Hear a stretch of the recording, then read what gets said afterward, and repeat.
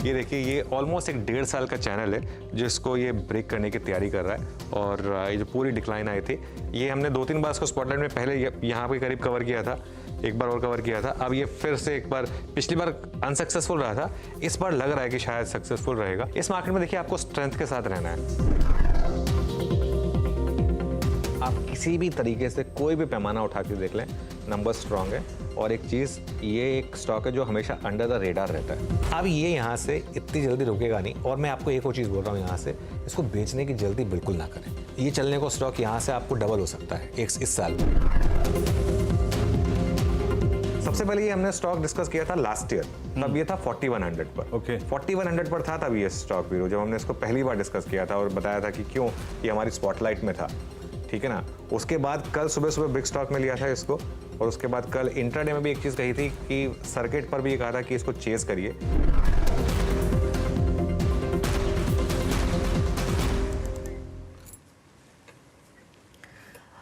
आप देख रहे हैं मिड कैप मंत्रा और मार्केट की शुरुआत तो 2 दिन की गिरावट के बाद, उथल पुथल के बाद थोड़ी बेहतर होती हुई दिखाई दी थी, लेकिन एचडीएफसी बैंक में कमजोरी रुकने का नाम नहीं ले रही। स्टॉक में प्रेशर जो कि पूरे ही निफ्टी बैंक निफ्टी पर थोड़ा सा प्रेशर क्रिएट करते हुए दिखाई दे रहा है। ऑल्दो अभी भी बाजार कोशिश कर रहा है जो स्ट्रेंथ बनी है दिन भर में उसको होल्ड करने की। फिलहाल अगर आप लेवल्स के हिसाब से देखेंगे तो 21,600 के ऊपर निफ्टी होल्ड कर रहा है। और अगर आप बैंक निफ्टी को देखेंगे तो यहाँ भी आज के कारोबार में जो हमने बढ़त आते हुए देखी थी वो थोड़ी सी संभलती हुई दिखाई दे रही है। ऑल्दो एचडीएफसी बैंक अब 1.5% नीचे है, निफ्टी बैंक भी ऊपरी स्तरों से थोड़ा सा हल्का हुआ है और 45,900 के मौजूदा लेवल्स निफ्टी बैंक में देखने को मिल रहे हैं, लेकिन डीएस हाई से डेफिनेटली नीचे आया है। एक बार दिखाते हैं आपको मिड कैप का इंडेक्स जो कि आउट परफॉर्म कर रहा है आज के सेशन में 1% के आसपास की स्ट्रेंथ के साथ। मिड कैप इंडेक्स दिन के ऊपरी स्तरों पर है। इनफैक्ट अगर आप सारा स्टॉक स्पेसिफिक एक्शन देखेंगे भी तो मिड कैप्स में ही दिखाई देगा।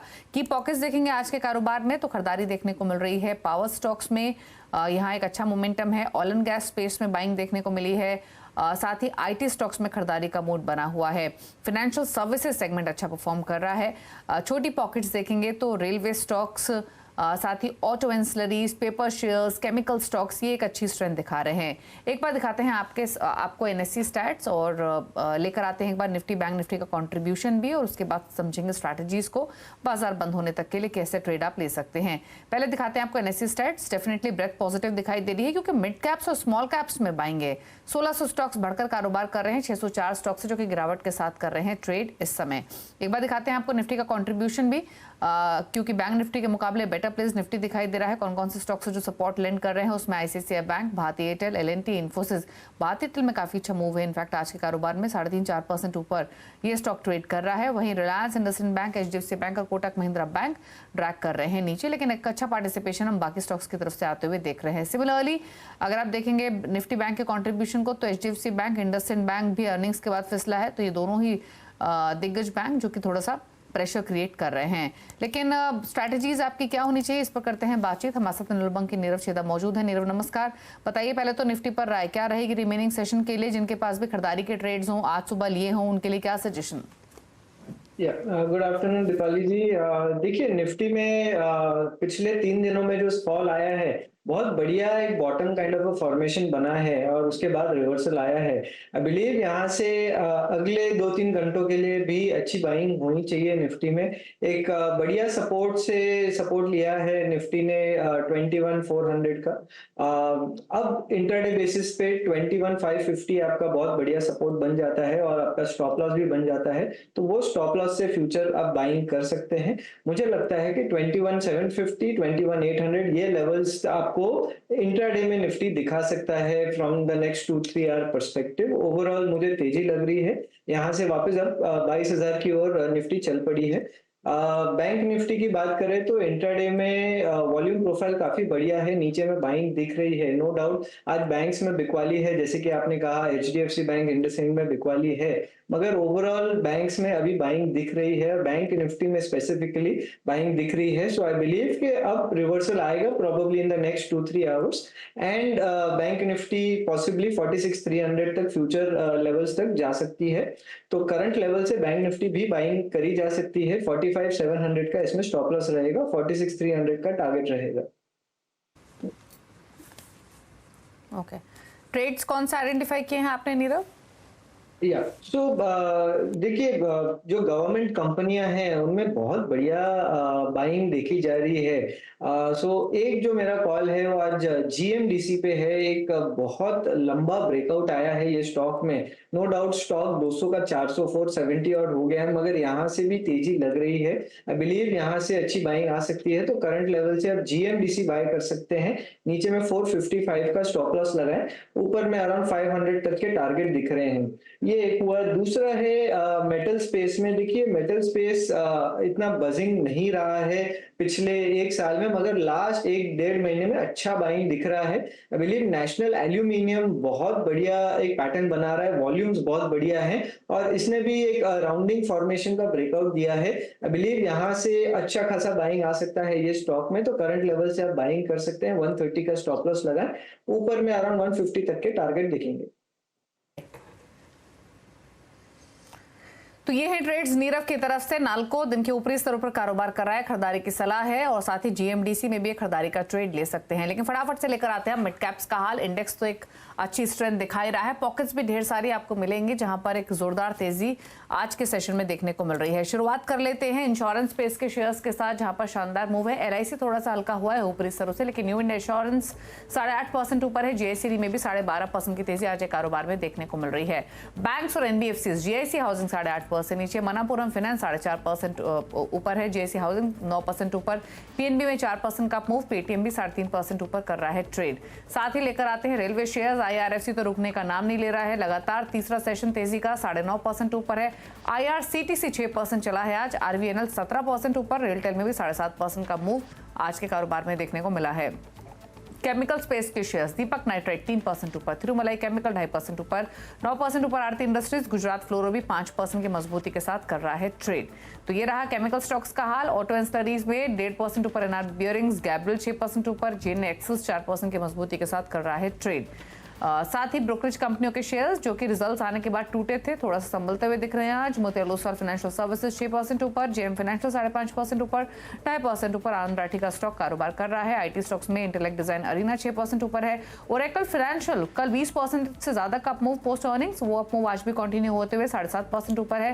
न्यूक्लियस सॉफ्टवेयर 5% ऊपर है। लेटेंट व्यू में भी 3% की तेजी आज कारोबार में है। पेपर स्टॉक्स, जेके पेपर 7.5% ऊपर, ओरिएंट पेपर 11.5% ऊपर, वेस्ट कोस्ट पेपर में 4% की मजबूती, सही पेपर भी 3.5% के उछाल के साथ कारोबार कर रहा है आज के सेशन में।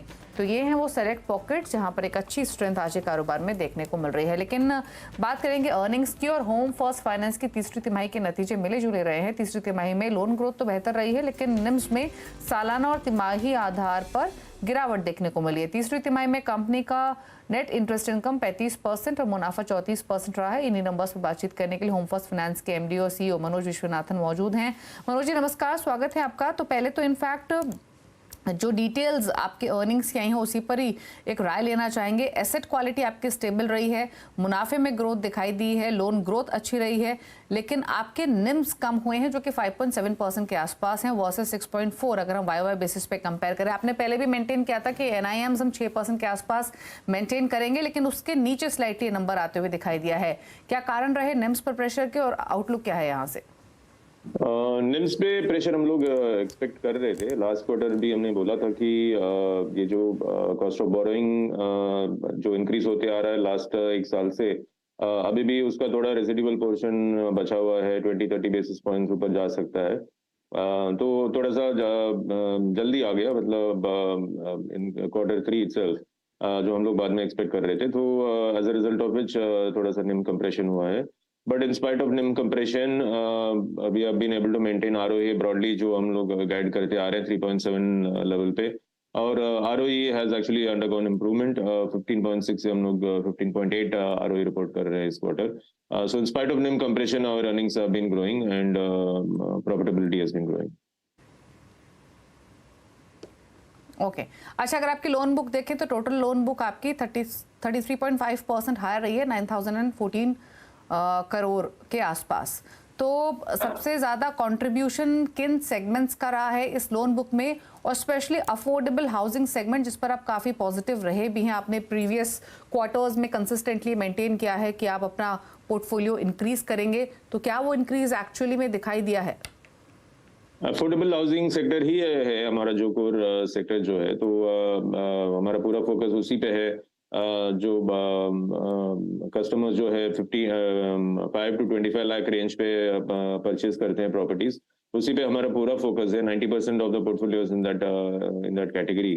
तो इन दैट सेगमेंट डिमांड अच्छा रहा है, लास्ट क्वार्टर भी अच्छा रहा है, और हमारा एक्सपेंशन भी अच्छा तेजी से चल रहा है, मतलब हमारे जो स्टेट्स फोकस स्टेट्स में, तो उसके वजह से यूएम ग्रोथ स्ट्रांग रहा है। 33% का यूएम ग्रोथ है, एंड ब्रॉडली सेम लाइंस पे चलता रहेगा। ओके, तो आगे के लिए आउटलुक क्या है ओवरऑल ग्रोथ का? 30% की ग्रोथ तो आपने मेंटेन की है, उसी आउटलुक के साथ जाना चाहेंगे या कुछ रिवाइज करेंगे? 30% ग्रोथ FY24 में, तो 30% ग्रोथ हमने टारगेट किया है, तो डिलीवर करेंगे। जो नेक्स्ट क्वार्टर भी 30% ग्रोथ डिलीवर करेंगे, एंड ओवरऑल FY25 के लिए भी outlook is strong, and we are looking to deliver 30% growth. Okay, शुक्रिया मनोज जी, बातचीत करने के लिए। CNBC आवाज है तो 30% का ग्रोथ आउटलुक मेंटेन करते हुए outlook positive. Affordable housing segment जो कि कोर सेक्टर है, वहां पे अच्छी ग्रोथ रही है और इसीलिए लोन ग्रोथ में 33% से ज्यादा की ग्रोथ कंपनी ने रिपोर्ट की है। शुक्रिया आपका। स्टॉक हालांकि देखेंगे अभी तो 1006 के लेवल्स के आसपास कारोबार कर रहा है। क्विक कमेंट नीरव, क्या रहेगा आपका होम फर्स्ट फाइनेंस पर? देखिए, ये स्टॉक के बारे में इतना बोल दूं कि बहुत टाइम से कंसोलिडेशन में था और अभी जाके एक ब्रेकआउट आया है राउंडिंग फॉर्मेशन का। तो ये जो तेजी रही है वो तेजी में राउंडिंग फॉर्मेशन के काफी ब्रेकआउट्स हैं, तो डेफिनेटली यहाँ से अच्छी बाइंग आ सकती है। 980 का इसमें एक 970 का इनफैक्ट स्टॉप लॉस लगाइए। मुझे लगता है कि ये स्टॉक ऊपर में अराउंड 1100 के पार निकल जाएगा।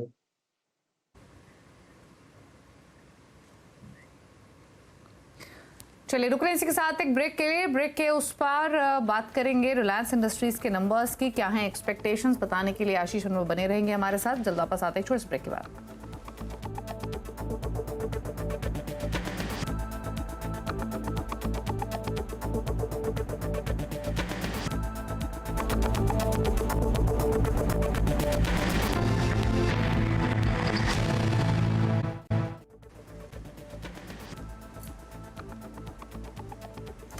आप देख रहे हैं मिड कैप मंत्रा और बात करें रिलायंस इंडस्ट्रीज की। रिलायंस इंडस्ट्रीज के नतीजे आज बाजार बंद होने के बाद आएंगे, कैसे रह सकते हैं नंबर्स बताने के लिए आशीष वर्मा है हमारे साथ। बताइए आशीष। हाय जी हाँ, बाजार बंद होने के बाद नंबर्स, और नोटिस किया आपने पिछले एक महीने में स्टॉक में बहुत बढ़िया मूव्स, 10% का ऑलमोस्ट उछाल, और अपने जो अब तक के 52 हफ्तों के हाईज थे 2856 के, उससे महज 4-4.5% दूर आपको ये स्टॉक अब नजर आएगा। जहां तक Q3 परफॉर्मेंस की बात है, तिमाही दर तिमाही इसका आकलन होता है और एक्सपेक्टेड है कि आय तिमाही दर तिमाही 8% जंप करके 2.5 लाख करोड़ रुपए पे पहुंचती हुई नजर आएगी। हां, EBITDA इस दौरान जो कंसोलिडेटेड EBITDA है एक्सपेक्टेड है सीक्वेंशियली फ्लैटिश रहेगा और मुनाफा बढ़कर 17,800 करोड़ रुपए पहुंचता हुआ नजर आएगा। अब सेगमेंट की परफॉर्मेंस क्या एक्सपेक्ट कर रहे हैं हम? देखिए, Q3 एक्सपेक्टेड है ऑयल एंड गैस कंपनीज के लिए एक कमजोर तिमाही रहेगी, तो फिर इसके केस में भी जो इसका OTC धंधा है थोड़ा सा कमजोर नजर आएगा, पर OTC की वीकनेस पूरी तरह से ऑफसेट होगी रिटेल और साथ साथ रिलायंस जियो में जो स्टेबिलिटी नजर आएगी। जहां तक जियो की बात है, हम एक्सपेक्ट कर रहे हैं तिमाही दर तिमाही उसका EBITDA जो है 4% इंप्रूव होता हुआ नजर आएगा। जियो इस बार करीब 12 मिलियन नेट सब्सक्राइबर एडिशंस दिखाएगा। 12 मिलियन मतलब 1.2 करोड़, और इवन आरपूज में भी एक अपटिक नजर आएगा। 182 रुपीज से 183 रुपीज का आरपू शायद आपको देखने को मिले। जहां तक रिटेल की बात है, एक्सपेक्ट करिए उसका भी EBITDA करीब 5% Q on Q इंप्रूव होगा। भाई Q3 वो पीरियड था जब फेस्टिव सीजन था, फेस्टिव डिमांड थी, तो इंक्रीज्ड फुटप्रिंट्स देखने को मिलेंगे और कुछ हद तक ऑपरेटिंग लेवरेज भी इनके फेवर में प्ले कर रहा होगा। नजर कहां रहेगी? सबसे इंपॉर्टेंट वो जो $10 बिलियन के इन्वेस्टमेंट्स की बात करी गई थी 75,000 करोड़ रुपए के न्यू एनर्जी बिजनेस में, उसमें और क्या लाइट शेड होती है इस बार, वो इंपॉर्टेंट। रिटेल के स्टोर एडिशंस में किस तरह का प्लान है, किस तरह के एडिशंस के टारगेट्स हैं, उस पर फोकस होगा। और साथ साथ टेलीकॉम में प्राइसिंग एक्शन, वो एक की मॉनिटरेबल होने वाला है। ओवरऑल अच्छे नतीजे और खास तौर पे जियो और रिटेल में स्टेबिलिटी हाईलाइट होगी इस क्वार्टर की। शुक्रिया आशीष, ये डिटेल्स बताने के लिए। तो रिलायंस इंडस्ट्रीज के नंबर्स पर नजर रहेगी, शाम को ये नंबर्स आएंगे तब एक्चुअल डिटेल्स आपके सामने लेकर आएंगे, लेकिन एक्सपेक्टेशंस है जो आशीष ने अभी शेयर की। लेकिन आगे बढ़ेंगे, क्लाइंट नंबर 1 का अपडेट अब लेकर आते हैं। वेवस्ट्रैटेजी.com के आशीष ख्याल, IDBI कैपिटल के ब्रिजेश एल और एंजल वन के स्नेहा सेठ के बीच में मुकाबला चल रहा है। बाजार बंद होने पर विनर की अनाउंसमेंट होगी, लेकिन सो फार जो अपडेट्स हैं वो दिखा देते हैं। पहले लेकर आते हैं पोर्टफोलियो से रिलेटेड अपडेट्स क्या हैं। आशीष क्याल ने स्वान एनर्जी से प्रॉफिट बुक किया 570 के लेवल्स पर। एक नया ट्रेड जो ये ऐड कर रहे हैं वो है सीई इन्फो। 2250 के टारगेट के लिए खरीदारी की सलाह है। 1970 का एक स्टॉप लॉस आप रखिए। 2015 ये मौजूदा लेवल्स है। स्नेहा का पोर्टफोलियो लेकर आते हैं। नया ट्रेड जो ऐड करी हुआ है हिंदुस्तान एरोनॉटिक्स, खरीदारी की सलाह दी जा रही है यहाँ पर 3125 के लक्ष्य के लिए। 2959 का एक स्टॉप लॉस रखना है। 3022 के लेवल्स पर फिलहाल ये कारोबार करते हुए दिखाई दे रहा है। अब दिखाते हैं आपको रिटर्न की स्थिति क्या बनी हुई है। मुनाफे के मीटर में फिलहाल की रिटर्न की स्थिति देखेंगे तो लीड कर रहे हैं अब ब्रिजेश और स्नेहा, हालांकि दोनों में ही मार्जिनल डिफरेंस है। ब्रिजेश एल का पोर्टफोलियो 9.12%, स्नेहा का पोर्टफोलियो 9% और साथ ही आशीष कैल का पोर्टफोलियो 7.72% के रिटर्न्स लैंड कर रहा है। ये रहा अपडेट। इसी के साथ एक ब्रेक के उस पार देखिए नया कंपनी में बातचीत करेंगे SBC एक्सपोर्ट के MD गोविंद जी गुप्ता से। एक ब्रेक के बाद नमस्कार।